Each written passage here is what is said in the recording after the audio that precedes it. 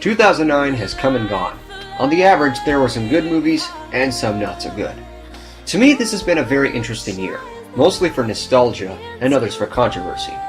And I know it seems rather late to make a list of movies that were released over a year ago, but I had to make sure that I've seen enough to make a countdown for this list. And I have very little privileges of what to watch and so on. But now that I've seen most of what's been released, I think it's time I count down the movies I loved and why I rank them on the list. Here's my top 10 movies of 2009.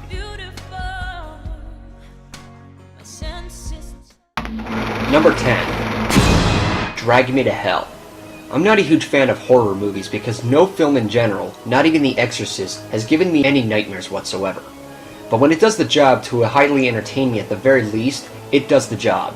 The idea behind this movie is that even though it's not meant to be taken seriously, it tricks you into doing so by playing games with your head, and then booing you really well with its goofy and hysterical jump scares.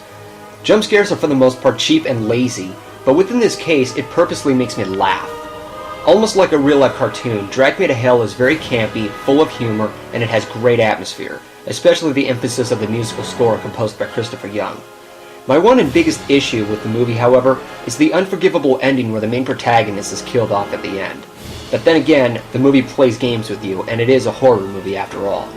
With not much else to say, Drag Me to Hell was a lot of fun, and it totally rocked. Number 9. INGLOURIOUS Bastards. I love Quentin's movies. I love his violent film direction, I love his dialogue, whether it's driving the plot forward or it's Royale with cheese. And most importantly, I love his style where his films look a few decades prior to its modern release. That's not to say INGLOURIOUS Bastards was one of his best, however, because to be honest, it really isn't. His dialogue goes on for too long and it loses focus of the main plot, and it proceeds so slowly, not that any other film he's made ever was. But with the flaws aside, INGLOURIOUS Bastards has a great setting by satirizing World War II in the most disturbing manner possible, and it gives such amazing payoff at the third act of the film when I see Hitler's brains grinded by lead. It's no Pulp Fiction or Kill Bill, but it nonetheless is one of my picks for 2009. Number 8.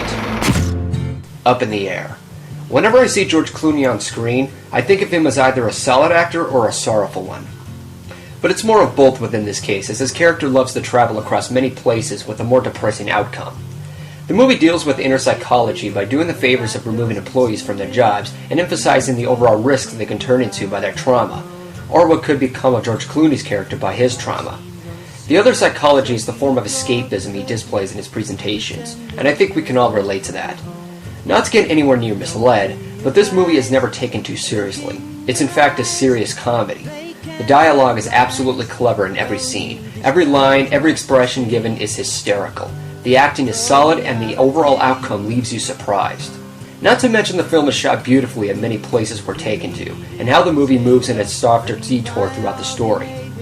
The movie keeps the quality fresh by all of what's mentioned above here, and it never loses focus by having either too much of humor or seriousness. Number 7. Star Trek. I'm no Trekkie when it comes to the overall franchise of Star Trek, but boy is this movie from J.J. Abrams a big joyride from start to finish. The effects are astonishing to fit with the action sequences, and it keeps in touch with the story, even if it is generic.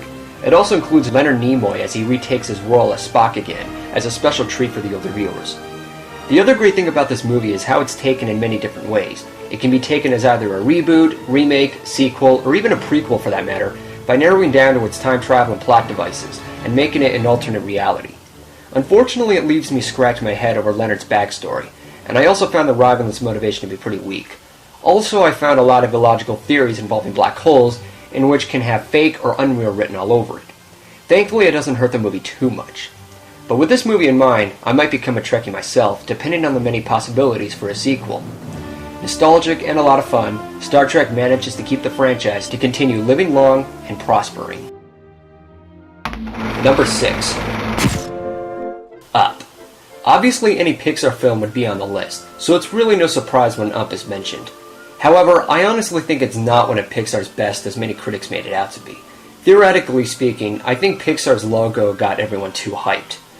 To get the issues off my chest, I found the ages of the main protagonist and antagonist to be out of place and unexplained, and I also found the first 10 minutes of the movie to be a little too dark for children. That's not to say it's too damaging. I also thought some of the running jokes were a little over the top, though I did laugh at some scenes.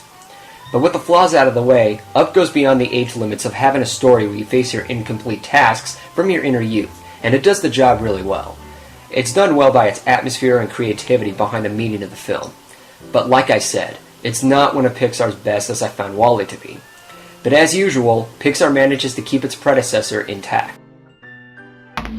Number 5. Ponyo. It's nice to see Miyazaki return with another installment by trying something new in the process. It's innocent, it's cute, it's charming, but maybe a little too much. That's one of the biggest problems I have with the film, and it's also a little slow-paced for my taste. It's not as strange or ambiguous as his other movies were, but it's not too messy as I found Howl's Moving Castle to be.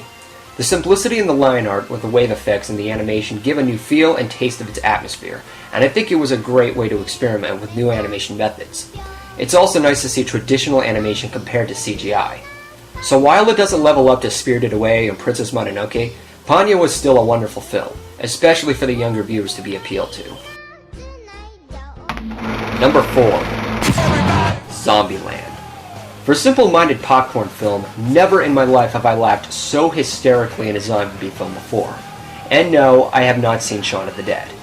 By not going too deep within the overall depression of the zombie apocalypse, Zombieland is a lot of fun with a lot of smart scenes the main characters do by their zombie-killing methods. Smack them, shoot them, run them over with a car, blow their heads off, or drop a piano on them. They do whatever it takes to survive. The possibilities are endless. There's also a set of rules Jesse Eisenberg sets out, such as cardio, double tap, and the many other directions that demonstrate how to survive the world. So I take this movie as a zombie manual for dummies as well as it remains a fun slasher comedy, which to me is very crafty. Plus there's a cameo appearance for Bill Murray, and I think that's a special treat.